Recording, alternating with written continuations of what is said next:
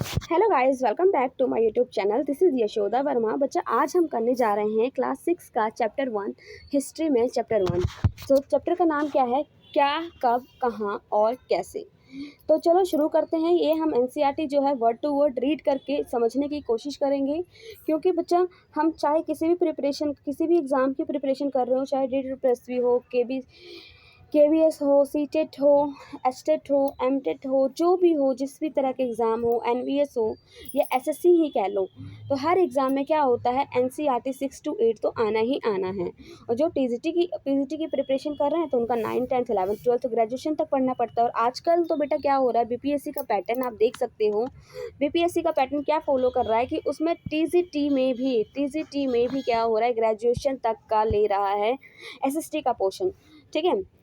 और अगर ग्रेजुएशन का नहीं ले रहा है तो एटलीस्ट 12 तक को तो ले जा रहा है ये टीजीटी में। कहने के लिए है कि 6 to 8 का करेंगे तो 8 नहीं तो 10 तक का कर लेंगे, लेकिन इसमें क्वेश्चन जो है 12th ग्रेजुएशन तक का आ रहा है, ठीक है। तो चलो शुरू करते हैं। यहाँ से हम क्लास 6 से शुरू करते हैं। धीरे धीरे करके हम क्लास को बढ़ाएंगे और 6, 7, 8, 9, 10, 11, 12 तक की एसएसटी को हम जो है पढ़ने की कोशिश करेंगे। तो चलो शुरू करते हैं। यहाँ पर रशीदा का सवाल है। रशीदा एक लड़की है, स्टूडेंट है, वो पूछना चाह रही है, उसके दिमाग में कुछ क्वेश्चन आ रहा है कि क्या कहना चाह रही है। देखते हैं। रशीदा बैठी अखबार पढ़ रही थी, अचानक उसकी निगाह एक सुर्खी पर पड़ी। 100 साल पहले, ठीक है, 100 साल पहले। वह सोचने लगी कि कोई कैसे जान सकता है कि इतने वर्षों पहले क्या हुआ होगा। अब बच्ची है, उसके दिमाग में क्वेश्चन आया कि भैया 100 साल पहले हम तो थे नहीं, ना हमारे पेरेंट्स थे, तो आखिर कैसे ये पता चल रहा है कि 100 साल पहले क्या हुआ। तो उसी के बारे में अब हम जानते हैं। तो चलो शुरू करते हैं। कैसे पता लगाएं कि 100 साल पहले क्या हुआ होगा, है ना। तो चलो शुरू करते हैं।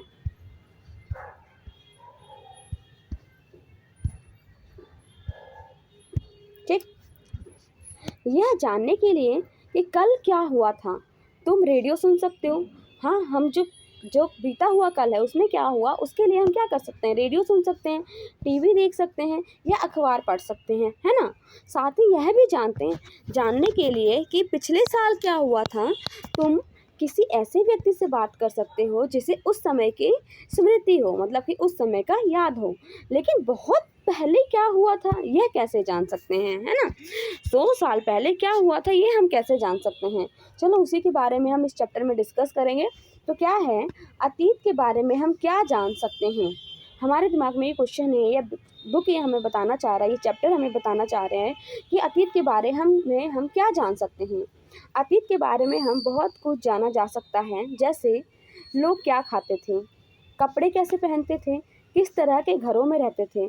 हम आखेटकों, शिकारियों, पशुपालकों, कृषकों, शासकों, व्यापारियों, पुरोहितों, शिल्पकारों, कलाकारों, संगीतकारों या फिर वैज्ञानिकों के जीवन के बारे में जानकारियाँ हासिल कर सकते हैं।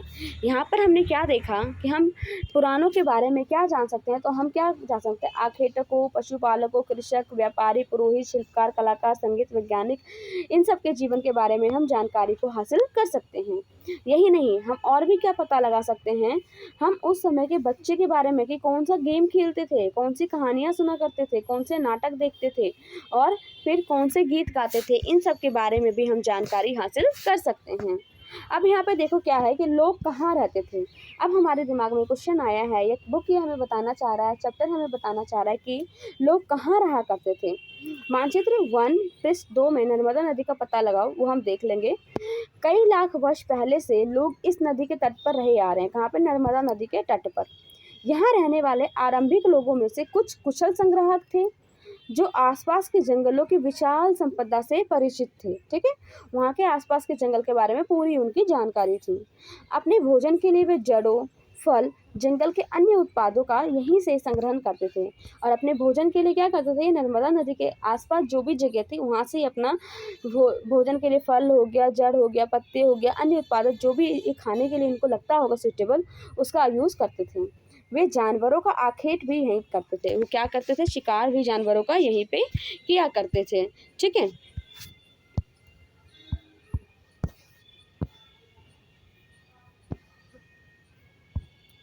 अब तुम उत्तर पश्चिम की सुलेमान और किरथर पहाड़ियों का पता लगाओ, ठीक है। यहाँ पे देख सकते हो आप सुलेमान और किरथर पहाड़ियाँ।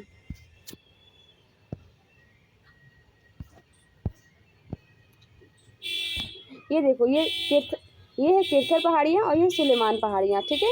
ये किस साइड है? उत्तर के साइड है। ये किरथर की पहाड़ियाँ हैं, ये सुलेमान की पहाड़ियाँ हैं। आपने देख लिया, ठीक है। पता लगाने बोला तो हमने पता लगा लिया। अब क्या कह रहा है? इसी क्षेत्र में कुछ ऐसे स्थान हैं जहाँ लगभग 8000 वर्ष पहले स्त्री पुरुषों ने सबसे पहले गेहूं तथा जौ जैसी फसलों का उगाना आरंभ किया था। ये क्या कहना चाह रहा है कि गेहूं और जौ का उत्पादन पहले किरथर और सुलेमान पहाड़ियों में ही हुआ था। यहाँ पर ही लोगों ने सबसे पहले गेहूं और जो है जो जैसी फसलों को उगाना शुरू किया था। तो सबसे पहली फसल हमारी यहाँ से हमें जानकारी मिली क्या सी, ये हमारी हो गई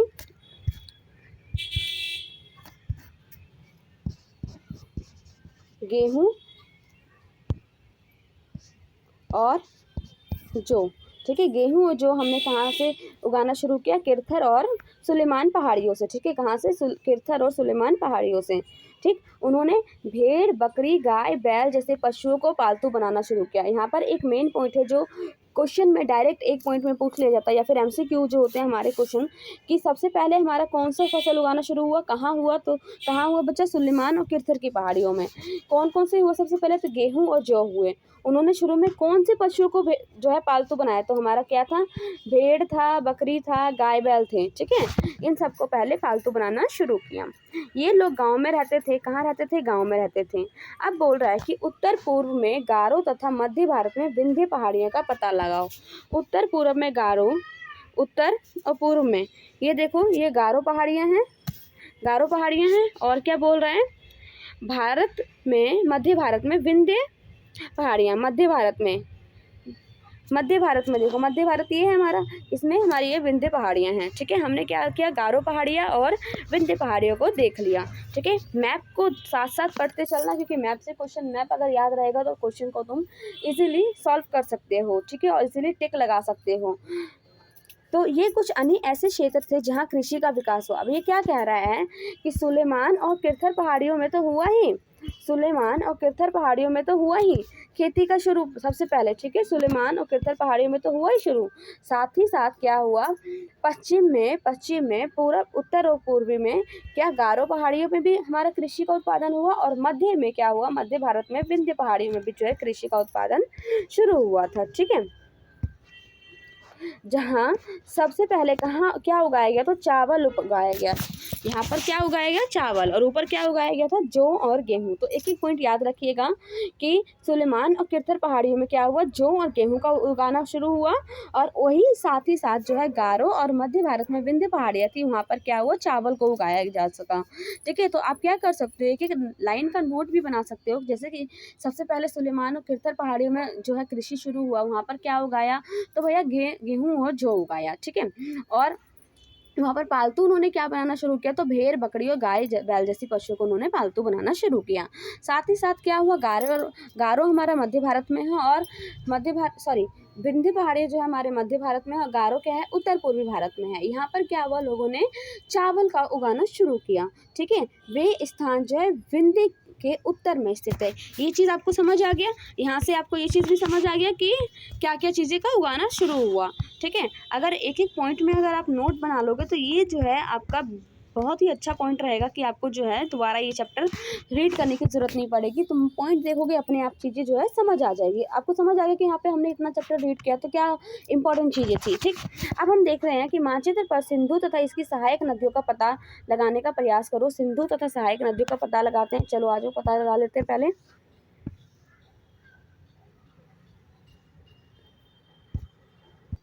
तो यहाँ आप देख सकते हो बच्चा, ये रही हमारी सिंधु नदी, ठीक है। ये है सिंधु नदी, और सिंधु नदी से जो नदियाँ बह रही हैं, ये जैसे कि झेलम नदी हो गया, चेनाब हो गया, रावी हो गया, सतलुज हो गया, ये सारे क्या हैं? इनकी सहायक नदियाँ हैं, ठीक है। ये सारी क्या हैं? इनकी सहायक नदियाँ हैं। तो हमने इसका पता लगा लिया कि कहाँ पे हैं, ठीक है। तो सहायक नदियाँ उन्हें कहते हैं जो एक बड़ी नदी में मिल जाती है। ये हमने देख लिया सहायक नदी क्या है। लगभग 4700 वर्ष पूर्व इन्हीं नदियों के किनारे कुछ आरंभिक नगर फले फूले। बोल रहा है लगभग 4700 वर्षों पूर्व पहले क्या हुआ, सिंधु नदी के आसपास ही जो है लोगों ने अपना नगर बनाना शुरू किया था। ठीक, गाँवों व इसकी सहायक नदियों के किनारे तथा समुद्र तटवर्ती इलाकों में नगर का विकास लगभग 250 वर्ष पहले हुआ था।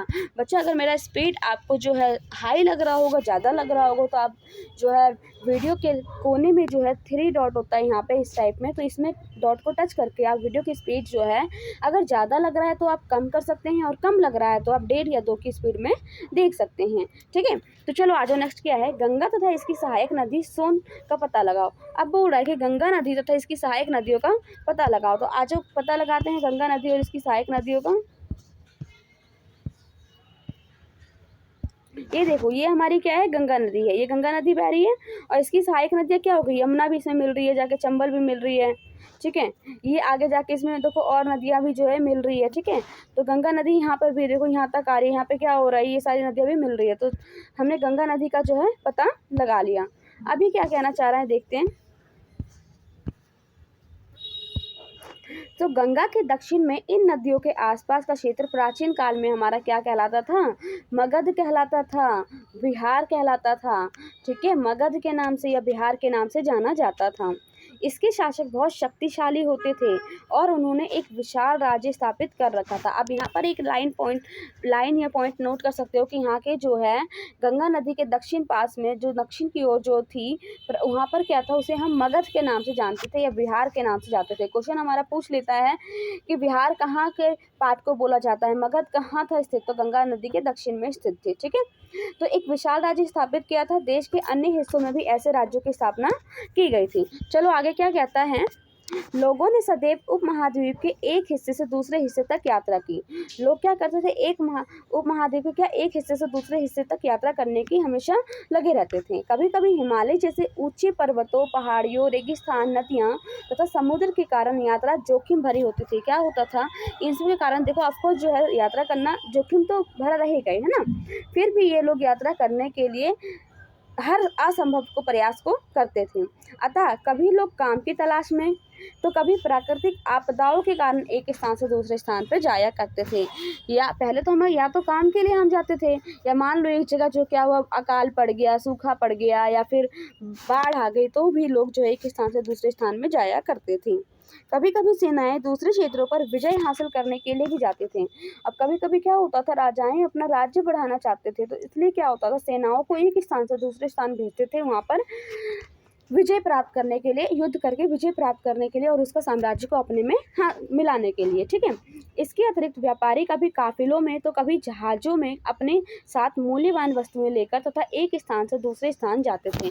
और क्या कह रहा है कि जो व्यापारी लोग थे तो जो है महंगे महंगे वस्तुओं को लेके भी एक स्थान से दूसरे स्थान पे जाया करते थे, है ना।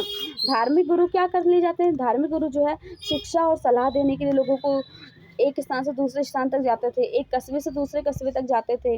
कुछ लोग नए और रोचक स्थानों को खोजने की चाह में भी जो है एक स्थान से दूसरे स्थान तक जाते थे, जैसे कि कैप ऑफ गुड होप को जो है खोजा गया था वास्को डी गामा के द्वारा। ठीक, इन सभी यात्राओं से लोगों को एक दूसरे के विचारों को जानने का भी अवसर मिलता था। अब देखो, अगर हम एक स्थान से दूसरे स्थान जाएंगे तो ऑफकोर्स हम दूसरे लोगों से मिलेंगे, उनकी सोच को, उनके खान पान को, उनके पहनावे को, इन सब के बारे में भी हमें जानकारी मिलेगी। ठीक है, आज लोग यात्राएं क्यों करते हैं, तो बताओ, आज भी लोग काम की तलाश में करते हैं। एक हमारा काम की तलाश में करते हैं, ठीक है, दूसरा हमारा घूमने के लिए करते हैं, पर्यटन, तीसरा हमारा क्या है, अपने परिवार से मिलने के लिए, शौक पूरे करने के लिए, बिजनेस के लिए, जॉब के लिए, इस सारे पर्पस में आज भी लोग यात्राएं करते हैं। ठीक, अब यहाँ पर देखते हैं, एक बार फिर मानचित्र 1 को देखो। एक बार फिर हमें बोल रहा है मानचित्र 1 को देखने, क्या देखना है बेटा, मानचित्र को हर बार देखो और देख देख के उसके जो जितनी चीज़ें हैं उसे याद करने की कोशिश करो। ठीक है, पहाड़ियाँ, पर्वत, समुद्र इस उपमहाद्वीप की प्राकृतिक सीमा का निर्माण करते हैं। हाँ, मानचित्र में आप देखो जो यहाँ पे हमारा ये इस तरह से बना हुआ है, यहाँ जो भी हमारा पहाड़ियाँ, पर्वत जो भी हमारा ये बना हुआ है, ठीक है, यहाँ पर मैप तो मैं खैर क्या ही बना रही हूँ मैं, ठीक है, कुछ इस तरह का होता है ना, इस तरह का। तो ये जो हमारा बन रहा है, ये चीज़, ये वाला पोर्शन, तो ये हमारा क्या हो रहा है, निर्माण कर रहा है ना, एक सीमा का निर्माण कर रहा है। तो यही कहना चाह रहा है कि जो हमारी जो पहाड़ियाँ हैं, पर्वत हैं, समुद्र हैं, ये सब क्या है, प्राकृतिक सीमा का निर्माण कर रहे हैं। हालांकि लोगों के लिए इन सीमाओं को पार करना आसान नहीं था। इन सीमाओं को जो है लोगों के लिए पार करना आसान नहीं था, ठीक है, लेकिन वो ऐसा कर सके, वे पर्वतों की ऊंचाई को छू सके, गहरे समुद्रों को पार कर सकते। उपमहाद्वीप के बाहर से भी कुछ लोग यहाँ आए और यहीं पर बस गए। लोगों के इस आवागमन ने हमारी सांस्कृतिक परंपराओं को जो है समृद्ध कर दिया, मतलब कि भरपूर कर दिया, मतलब कि बढ़ा दिया, ठीक है। कई सौ वर्षों से लोग पत्थर को तराशने, संगीत रचने, यहाँ तक कि भोजन बनाने के नए तरीकों के बारे में एक दूसरे के विचारों को अपनाते रहे हैं। अब जो क्या है, पत्थर को तराशने के लिए, संगीत को बनाने के लिए या फिर खाना बनाने के लिए भी लोग, जब हम एक दूसरे से मिलते हैं, दो बंदे मिलते हैं, तो लोग अपनी बातों को शेयर करते हैं कि किस किस तरीके से चीज़ों को अच्छे से कर सकते हैं। तो इस चीज़ों को हम जानकारी को आदान प्रदान करके हम चीज़ों को और अच्छा बनाने की कोशिश करते हैं, ठीक। यहाँ देखो, देश के नाम, अपने देश के लिए हम प्राय क्या, इंडिया, अपने देश के लिए हम क्या, इंडिया तथा भारत जैसे नामों का प्रयोग करते थे, है ना। अब इंडिया शब्द निकला कहाँ से है, ये बताओ, है ना। ये भी तो दिमाग में क्वेश्चन आता है कि इंडिया शब्द निकला कहाँ से है, जिसे हम संस्कृत में क्या बोलते हैं, सिंधु भी कहते हैं। अपने एटलस में ईरान और यूनान का पता लगाने के लिए हमें बोल रहा है। लगभग 2500 वर्ष पहले क्या हुआ, उत्तर पश्चिम, मतलब कि यहाँ पे और यहाँ पे, इस साइड, मतलब इस साइड वाले पोर्शन में से आने वाले ईरानियों और यूनानियों ने क्या किया, सिंधु को हिंदोस अथवा इंडोस नदी के नाम से पुकारा, ठीक है। जो क्या बोल रहा है, 2500 वर्ष पहले, इंपॉर्टेंट लाइन है, आप नोट कर लीजिएगा। 2500 वर्ष पूर्व क्या हुआ, उत्तर पश्चिम की ओर से आने वाले ईरानी और यूनानी जो थे ने क्या किया, सिंधु को हिंदोस अथवा इंदोस और इस नदी के पूर्व में स्थित भूमि प्रदेश को इंडिया का नाम दिया, इंडिया कह के उन्होंने पुकारा। तो एक लाइन हमेशा ध्यान रखना कि किसने रखा भाई, यूनानियों ने, किसने रखा, इन यूनानियों और ईरानियों ने क्या बोला, सिंधु को हमें बोला इंदोस या हिंदोस, और इसमें जो यहाँ पे लोग रहते थे उन्हें क्या बोला, इंडिया कहते थे, ठीक है। भारत नाम का प्रयोग किसने किया, भारत नाम का प्रयोग उत्तर पश्चिम में रहने वाले लोगों के एक समूह ने किया। उत्तर पश्चिम में, यहाँ वाले पोर्शन में, जो यहाँ रहते थे ना, इस वाले पोर्शन में यहाँ के लोगों ने क्या किया, इंडिया का नाम भारत दिया। इस समूह का उल्लेख संस्कृत की आरंभिक लगभग 3500 वर्ष पुरानी कृति ऋग्वेद में मिला है। अब एक चीज ध्यान रखना कि हमारा ऋग्वेद जो है सबसे पुराना ग्रंथ है। ऋग्वेद क्या है, सबसे पुराना ग्रंथ है। एक एक पॉइंट को नोट करते चलिएगा, बहुत ही इंपॉर्टेंट चैप्टर है, क्वेश्चंस जरूर बनते हैं। आप किसी भी लेवल की तैयारी कर रहे हो, चाहे डिटेल प्लस भी हो, एनवीएस हो, सीटेट हो, केवीएस हो, एचटेट हो, एमटेट हो, किसी भी एग्जाम की प्रिपरेशन कर रहे हो, एसएससी हो, एनसीईआरटी तो बच्चा आता ही आता है, बीपीएससी हो, और बीपीएससी का लेवल तो आजकल पता है, आप देख ही सकते हो कहाँ तक जा रहा है, कहाँ तक आप सोच भी नहीं सकते हैं कि पीआरटी में टीसीटी लेवल का आ रहा है, टीसीटी में पीजीटी लेवल का आ रहा है, पीजीटी में उससे भी हाई का लेवल आ रहा है, मतलब ग्रेजुएशन तक का आ रहा है, ठीक है। बाद में इसका प्रयोग जो है इस देश के लिए होने लगा, किसका, भारत का। अब हम देखते हैं कि अतीत के बारे में कैसे जानें, हम कैसे पता लगाएं कि अतीत में कितना पुराना कोई चीज़ है, लोग क्या करते थे, कैसे करते थे, इन सब के बारे में, ठीक। अतीत की जानकारी हम कई तरह से प्राप्त कर सकते हैं। इनमें से एक तरीका क्या है, अतीत में लिखी हुई पुस्तकों को ढूंढना और पढ़ना। पहले भी लोग किताबें लिखते होंगे, है ना, तो क्या है, एक तरीका क्या है, हम उसको पढ़ें, ढूंढें और ढूंढ के पढ़ें, ठीक है। एक पॉइंट ये हो गया, ठीक। ये पुस्तकें हाथ से लिखी होने के कारण पांडुलिपि कही जाती थी। अब देखो यहाँ है एक पॉइंट कि पांडुलिपि किसे कहते हैं, तो हाथ से लिखी गई पुस्तक को हम क्या कहते हैं, पांडुलिपि कहते हैं, ठीक। अंग्रेजी में पांडुलिपि के लिए प्रयुक्त होने वाला शब्द क्या है, अंग्रेजी में हम इसे बोलते हैं मैन्यूस्क्रिप्ट। पांडुलिपि को अंग्रेजी में क्या बोलते हैं, इंग्लिश में बोलते हैं मैन्यूस्क्रिप्ट। ये शब्द लैटिन शब्द का है जिसका मैन्यू का अर्थ होता है हाथ, और हाथ से निकला हुआ, और पांडुलिपियाँ प्राय ताड़पत्रों और हिमालय क्षेत्र में उगने वाली भुर्ज नामक पेड़ की छाल से विशेष तरीके से तैयार भोजपत्र पर लिखी जाती थी। यहाँ पर एक और चीज़ ध्यान देने योग्य है कि पांडुलिपि जो है किस पे लिखी जाती थी, कैसे लिखते थे, कहाँ मिलता था। तो मेरा बच्चा, पांडुलिपि जो है प्राय ताड़पत्र जो है, पांडुलिपि किस पे लिखी जाती थी, ताड़पत्रों पे लिखा जाता था, और हिमालय क्षेत्र में उगने वाले जो है भुर्ज नामक पेड़ है उसकी छाल से विशेष तरीके से तैयार भोजपत्र पर भी लिखी जाती थी, ठीक है। ये देखो, ये भोजपत्र है, यहाँ पे देख सकते हो ये तार का छाल है, ठीक है। इस पे हमारा पांडुलिपि लिखा गया है, यहाँ पर जो है होल कर रखा है और यहाँ इस होल के थ्रू जो है सभी पेज को एक जगह कलेक्ट करके बांध देते थे, ठीक है। आज नेक्स्ट पेज पे चलते हैं।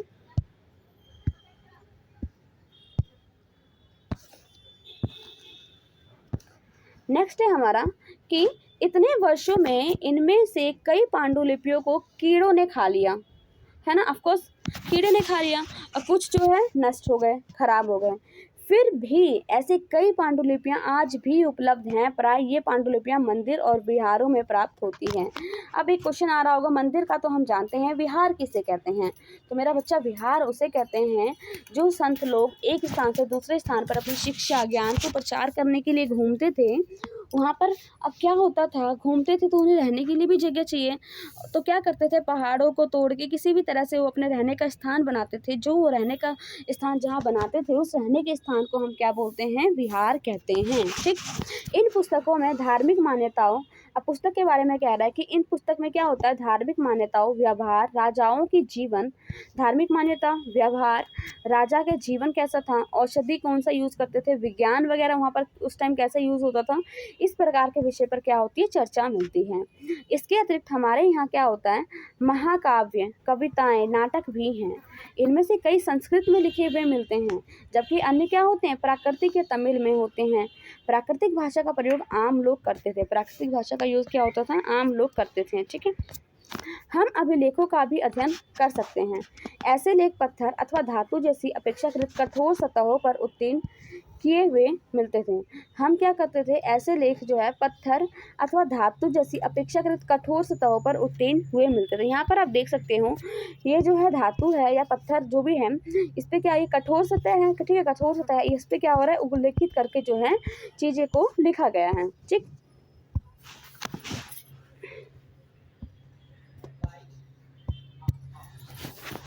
कभी कभी शासक अथवा अन्य लोग अपने आदेशों को इस तरह उत्कीर्ण करवाते थे ताकि लोग उन्हें देखकर पढ़ सकें, उनका पालन कर सकें।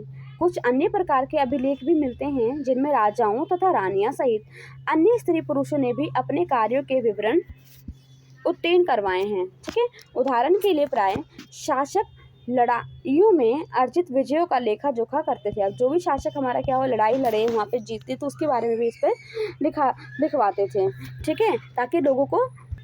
अब यहाँ एक क्वेश्चन पूछ रहा है कि क्या तुम बता सकती हो कि कठोर सतह पर लेख लिखवाने से क्या लाभ है और ऐसा करवाने में क्या कठिनाइयाँ आती होगी? तो आप बता सकते हो, जो कठोर सतह पे हम कुछ भी लिखवाते हैं तो लंबे समय तक उसे हम नष्ट नहीं कर सकते, लेकिन भैया कठोर सतह पे लिखने में परेशानी तो आती होगी। उस अगर मान लो हम कील से भी, मान लो लोहे से, हम पत्थरों पे लिखवाने के लिए क्या होता है, बर्तनों पे लिखवाने के लिए क्या होता है, लोहे या कील। उस टाइम तो उतनी जो है डेवलप नहीं थी कि हाँ भाई वो सब मशीनों से यूज़ कर सके। उस टाइम तो भैया हाथ से करते थे, तो उसको ठोकना, मतलब एक कील, मान लो कील की तरह होगा, फिर उसके ऊपर क्या है, ठोक ठोक के कोई चीज़ हथौड़ी वगैरह से ठोक ठोक के या पत्थर से ठोक ठोक के क्या होता है, कुछ भी लिखते होंगे, ठीक है। तो कितना मुश्किल होता होगा उस टाइम लिखना, ठीक है।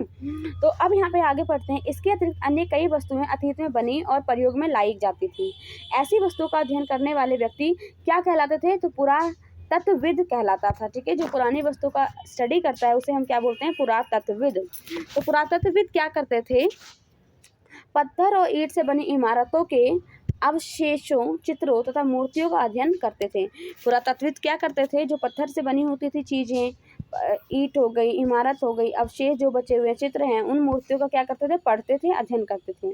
वे औजार, हथियार, बर्तन, आभूषण, औजार, हथियार, बर्तन और आभूषण वगैरह जो थे तथा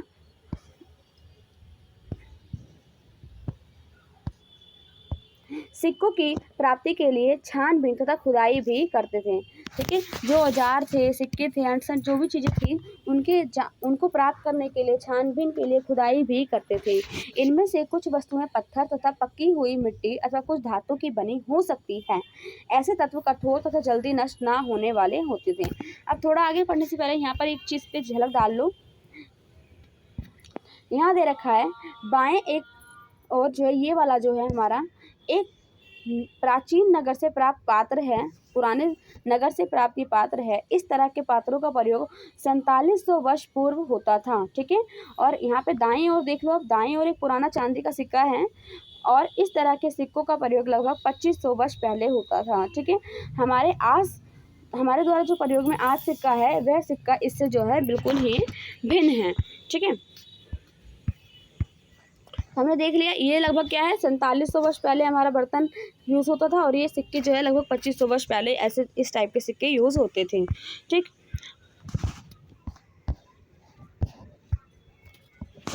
पुरातत्वविद जानवरों, चिड़ियों, मछलियों की हड्डियां भी ढूंढते थे। पुरातत्वविद जो थे वो जानवर, मछली और चिड़ियों वगैरह की हड्डियां भी ढूंढते थे। क्यों? ताकि वो पता लगा सके कि उन दिनों ये सब पाए जाते थे या नहीं पाए जाते थे। ठीक है, अगर पाए जाते थे तो लोग उसको खाते थे या नहीं खाते थे, उन्होंने खाना सीखा था या नहीं सीखा था, ये सब के बारे में ये जानकारी को हासिल करते हैं। इससे यह उन्हें जानने में मदद मिलती है कि अतीत में लोग क्या खाते थे। वनस्पतियों के अवशेष बहुत मुश्किल से बच पाते हैं, है ना, वनस्पति वगैरह क्या होते हैं, सड़ गल जाते हैं। यदि अन्न के दाने अथवा लकड़ी के टुकड़े जल जाते हैं तो वे जले हुए रूप में बचे रहते हैं। अभी बोल रखा है अगर अन्न के दाने या लकड़ी के टुकड़े जल भी जाते हैं तो क्या वो जले हुए के रूप में जो है बचे हुए होते हैं। क्या पुरातत्वविदों को बहुधा कपड़ों के अवशेष मिलते होंगे? तो हाँ भैया, मिलते तो थे ही। ठीक है, पांडुलिपि हमने बता दिया कि क्या होता है। अभिलेख जो लिखवाई होते हैं पुरातत्व से ज्ञात जानकारियों के लिए इतिहासकार प्राय स्रोत शब्द का प्रयोग करते हैं। अब देखो ये जो है ना पांडुलिपि, जिससे हम जानकारी प्राप्त कर रहे हैं, पांडुलिपि हो गया, अभिलेख हो गया, पुरातत्वविदों ने जो चीज़ों को जानकारी हासिल किया है तो उसको हम क्या बोलते हैं? स्रोत कहते हैं। क्या कहते हैं? स्रोत कहते हैं। ठीक है, स्रोत कहते हैं। ठीक, स्रोत कहते हैं। तो इतिहासकार उन्हें कहते हैं जो अतीत का अध्ययन करते हैं। अब इतिहासकार किन्हें कहते हैं? इतिहासकार उन्हें कहते हैं जो पुरानी चीज़ों का, अतीत का जो है अध्ययन करते हैं और उसके स्रोत से प्राप्त होते हुए अतीत के बारे में पढ़ना बहुत ही रोचक हो जाता है, क्योंकि इन स्रोतों की सहायता से हम धीरे धीरे अतीत का पुनर्निर्माण करते जाते हैं। अतः इतिहासकार तथा पुरातत्वविद उन जासूसों की तरह हैं जो इन सभी स्रोतों का प्रयोग सुराग के रूप में अतीत की जानकारी को प्राप्त करने के लिए करते हैं। अब देखो एक और चीज़ यहाँ पे दे रखा है, अतीत एक या अनेक। अब देखो कुछ लोग अतीत के बारे में कुछ जानकारी देते हैं, कुछ लोग अलग जानकारी देते हैं।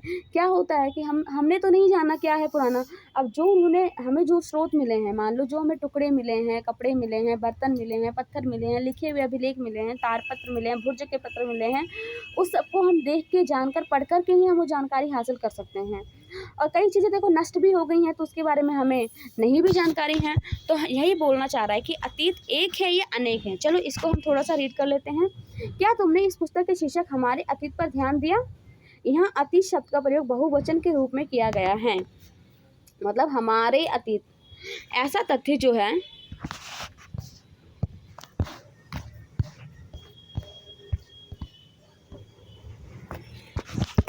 तथ्य की ओर ध्यान दिलाने के लिए किया गया है कि अलग अलग समूह के लोगों के लिए इस अतीत के अलग अलग मायने थे। उदाहरण के लिए पशुपालकों, कृषकों का जीवन राजाओं तथा रानियों के जीवन से, व्यापारियों के जीवन, शिल्पकारों के जीवन से बहुत भिन्न था। ऑफकोर्स हम पुराना ना देखो, अभी का जीवन देख लो, अभी के टाइम में देख लो, जो हमारी गवर्नमेंट है, जो हम कॉमन पब्लिक है, जो सब्जी बेचने वाले, जो साग बेचने वाले, जो एमएनसी में वर्किंग करने वाले हैं, जो नॉर्मल इंडिया में वर्क कर रहे हैं, क्या इन सब का जीवन सेम है? नहीं है ना, सबका जीवन शैली अलग अलग है। तो उसी तरीके से पुराने समय में भी क्या था, जो पशुपालक थे, कृषक थे, राजा रानी थे, जो शिल्पकारी थे, व्यापारी थे, उन सबका जीवन भी भिन्न भिन्न था। ठीक है, जैसा हम आज भी देखते हैं, उस समय भी देश के अलग अलग हिस्सों में लोग अलग अलग व्यवहार, रीति रिवाज का पालन करते थे। वैसे ही आज भी है कि अलग अलग जगह पे अलग अलग रीति रिवाज, व्यवहार का यूज़ हो रहा है। ठीक है, तो पुराने समूह से ही हमारी ये चीज़ें चलती आ रही हैं कि अलग अलग जगह पे अलग अलग रीति रिवाजों का फॉलो हो रहा है ना। चलो उदाहरण के लिए आज अंडमान द्वीप के अधिकांश लोग अपना भोजन मछली पकड़कर, शिकार करके तथा फल फूल के संग्रह के द्वारा प्राप्त करके करते हैं। इसके विपरीत क्या है, शहर में रहने वाले लोग खाद्य आपूर्ति के लिए अन्य व्यक्तियों पर निर्भर रहते हैं। इस तरह के भेदभाव में अतीत भी विद्यमान थे। यहाँ बता रखा है कि जो अंडमान द्वीप के आसपास लोग रहते हैं वो खुद अपना मछली पकड़ते हैं, खुद शिकार करते हैं, खुद फल फूल संग्रह करके अपना भोजन को प्राप्त करते हैं। लेकिन जो शहर में लोग रहते हैं क्या करते हैं, पैसे लेके जाते हैं, चीज़ें दूसरों पर निर्भर रहते हैं कि वो बंदा लाएगा, बेचेगा तो हम उसे परचेज करेंगे, खरीदेंगे। ठीक, इसके अतिरिक्त क्या है, इसके अतिरिक्त क्या बोल रहा है कि एक अन्य तरह का भेद भी है। उस समय शासक अपनी विजयों का लेखा जोखा रखते थे। यही कारण है कि हम उन शासक तथा उनके द्वारा लड़ी जाने वाली लड़ाई के बारे में काफ़ी कुछ जानते हैं। अगर वो नहीं रखते तो हमें कैसे पता चलता कि उन्होंने क्या किया है। जबकि शिकारी, मछुआरे, संग्राहक, कृषक, पशुपालक, आम आदमी प्राय अपने कार्यों का लेखा जोखा नहीं रखते थे। भैया वो खा पी ले, पेट में वही बहुत था, वो लेखा जोखा कहाँ से रखवा पाएंगे। भैया ये तो नॉर्मल सी बात है। जैसे आज के टाइम में हम देखें, जो बंदा नॉर्मल खा कमा रहा है तो भैया खा कमा ले वही बहुत है। कहाँ वो मूवी जाएगा, थिएटर जाएगा, पिज़्ज़ा खाएगा, बर्गर खाएगा, है ना। वही वाली बात हो गई। जो राजा लोग थे वो अपने जो भी विजय होते थे, लड़ते थे, युद्ध हारते थे, जीतते थे, जो भी उसका जो है, हारने का तो हालांकि कोई लिखवाता नहीं है, जीतने का ही लिखवाते होंगे। तो जो लिखवाते थे हमें उससे उनके बारे में तो जानकारी मिलती है। लेकिन जो ये सारे थे, गरीब लोग थे, शिकारी थे, मछुआरे थे, संग्राहक थे, कृषक थे, पशुपालक थे, वो सब तो लिखवाते नहीं थे। तो उनके बारे में हमें जानकारी कैसे पता चलेगा। तो पुरातत्व की सहायता से हमें उनके जीवन को जानने में मदद मिलती है। हाँ, और हालांकि अभी भी इनके बारे में बहुत कुछ जानना शेष है। अब देखो राजा वगैरह ही कुछ लिखवा लेते थे अपने उसमें, तो थोड़ा बहुत वहाँ से हमें जानकारी मिल जाती है। पूरी तरीके से हमें जानकारी सच नहीं मिल पाती है। ठीक है, अब यहाँ दे रखा है तिथियों का मतलब क्या होता है। अगर कोई तुमसे तिथि के विषय में पूछे तो तुम शायद उस दिन, तारीख, माह, जैसे वर्ष 2000 या इसी तरह का कोई अन्य वर्ष बताओगी, है ना। वर्ष की यह गणना ईसाई धर्म प्रवर्तक जैसा कि ईसा मसीह के जन्म की तिथि से की जाती है। अतः 2000 वर्ष कहने का तात्पर्य है कि ईसा मसीह के जन्म के 2000 वर्ष के बाद। ठीक है, ईसा मसीह के जन्म के पूर्व की सभी तिथियां ईसा पूर्व के मतलब ईसा से पहले के रूप में जानी जाती हैं। ठीक है, इस तरह पुस्तक में 2000 को अपना आरंभिक बिंदु मानते हुए वर्तमान से पूर्व तिथियों का उल्लेख करेंगे। मतलब कि जो ईसा मसीह का जन्म था उससे पहले के जो था जन्म, मान लो यहाँ पे है जन्म, तो जन्म के पहले के काल को हम पूर्व कहते हैं, ईसा पूर्व कहते हैं, और जन्म के बाद को हम बोलते हैं ईसवी। ठीक है, आ जाओ नेक्स्ट पेज पे चलते हैं।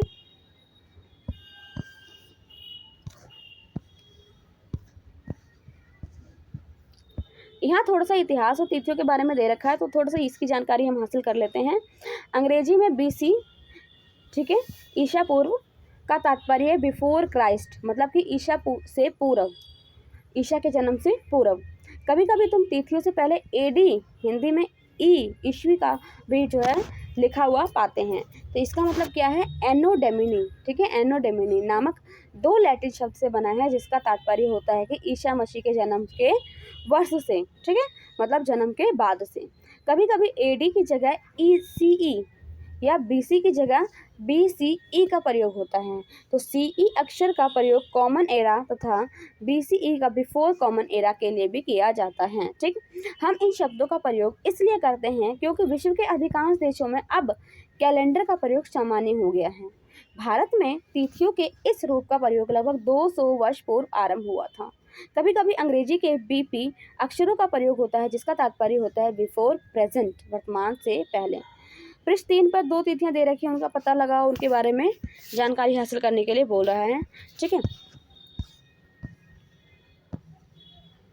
यहाँ हम थोड़ा सा इसके बारे में जान लेते हैं। अन्यत्र, जैसा कि हमने पढ़ा कि अभिलेख कठोर सतहों पर उत्तीर्ण करवाए जाते थे, है ना। इनमें कई अभिलेख कई सौ वर्ष पहले के होते थे, बहुत पुराने होते थे। ठीक है, कई सौ वर्ष पहले के होते थे। सभी अभिलेखों में लिपियां, भाषाओं का प्रयोग हुआ करता था। समय के साथ साथ क्या हुआ, अभिलेखों में प्रयुक्त भाषा तथा लिपि में बहुत सारे बदलाव आ चुके। विद्वान ये कैसे जान पाते थे कि क्या लिखा हुआ है।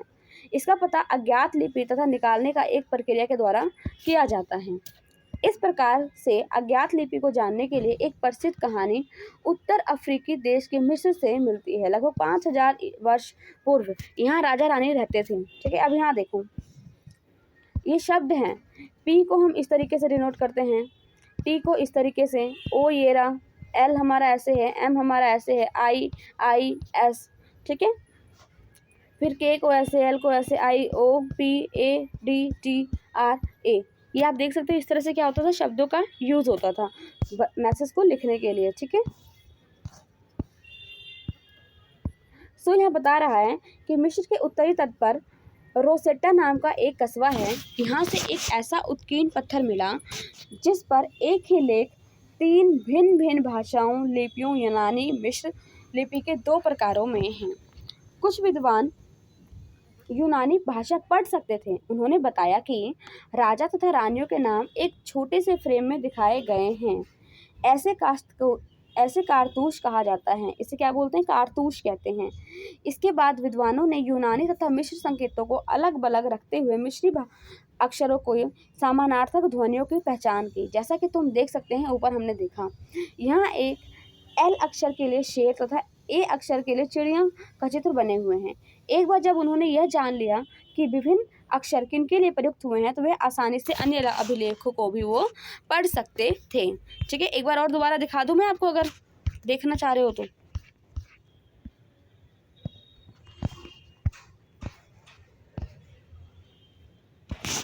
देखो, पी के लिए स्क्वायर का यूज़ होता था, टी के लिए क्या होता है? हाफ सर्कल, सेमी सर्कल कह सकते हैं, ओ के लिए एक बिच्छू टाइप में कुछ पूछ से सब बना हुआ था, एल के लिए हमारा लॉयन का यूज़ होता था, एम हमारा कुछ इस तरीके था, आई हमारा कोई मतलब यूँ समझो पंख हो गया आधा, या तलवार कह लो या चाकू कह लो, इस तरीके से।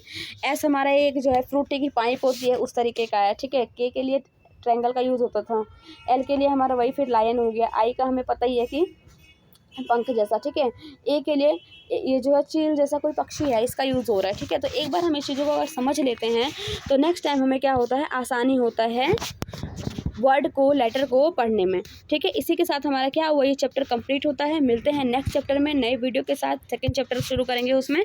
ठीक है, तब तक के लिए बाय बाय।